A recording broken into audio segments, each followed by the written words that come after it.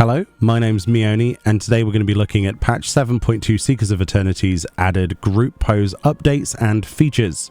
So the biggest changes to group pose are actually in depth of field changes, so you might have seen this as it defaults to being on. You might be going, oh, what happened to depth of field? Essentially what they've done is they've expanded the aperture values. That was the first major thing. These are called f-stop values in camera work. Basically they've increased these like increments, extra notches on this list for you to choose from the slider to give you a better sort of customization of that aperture value.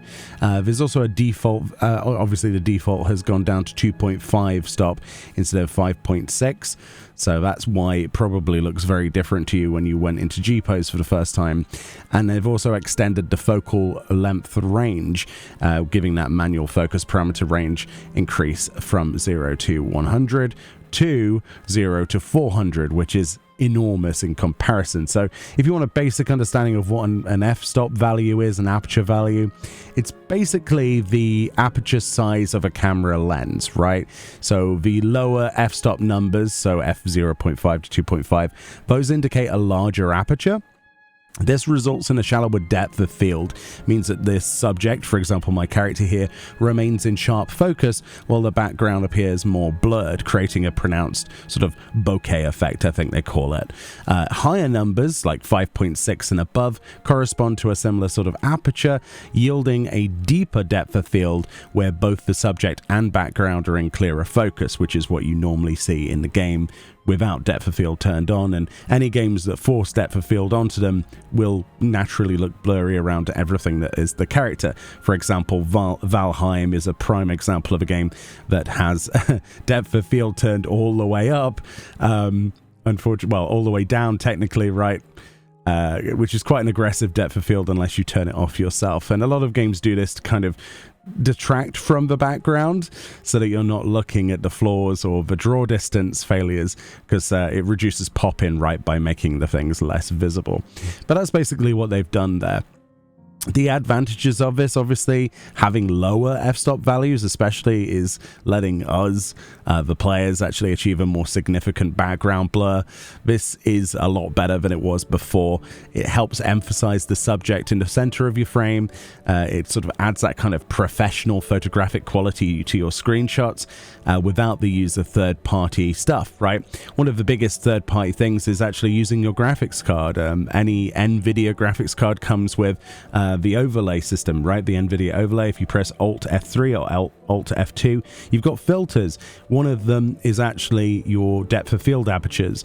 Again, this is actually supported by Final Fantasy XIV. Yeah, it's third party technically, but Square Enix actually have to talk to NVIDIA for NVIDIA to be able to enable these things as the overlay in this game. Every game has different things that are allowed.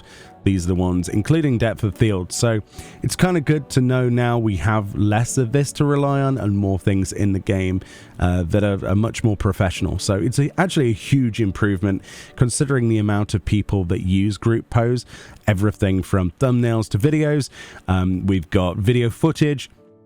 We've got glamour, poses, sort of people RPing. It's everywhere. Everybody who makes videos, everybody who makes content for Final Fantasy XIV will use this feature at some point. It's just the nature of it. And lots of people like to take pretty screenshots that they just keep for themselves as well. So yeah, this was a long overdue update, honestly. The other updates then are mostly to stickers. As you can see on this screen, I've basically sticker bombed my screen. They added a few primals from A Realm Reborn, as you can see here, and a lot of others. I think that's the majority of the new ones. One or two of them might be old, I can't really tell. The only other thing I can tell that's been added is we also have the ability to place the next opponent. Now, for some reason, on the patch notes, they show the next opponent 2, which is the blue variant. I only have access to the green. I think that's because I simply have not yet unlocked, because I've been busy in 7.2, the cruiserweight tier. So if you've done that, leave me a comment below if that's how you unlock that. But there should be a blue variant. It should say next opponent 2 with blue text instead of this green, because the green one's from the lightweight, And then this should be, the blue one should be cruiserweight.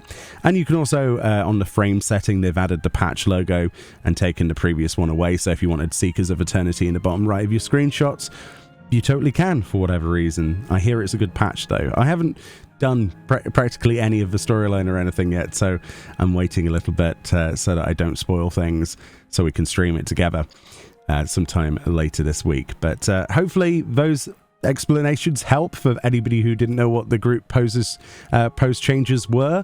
And yeah, hopefully we see more group pose additions and changes, because it is something that nearly everybody uses. Much love, more videos on 7.2 on the way. I'll see you all next time. Bye bye.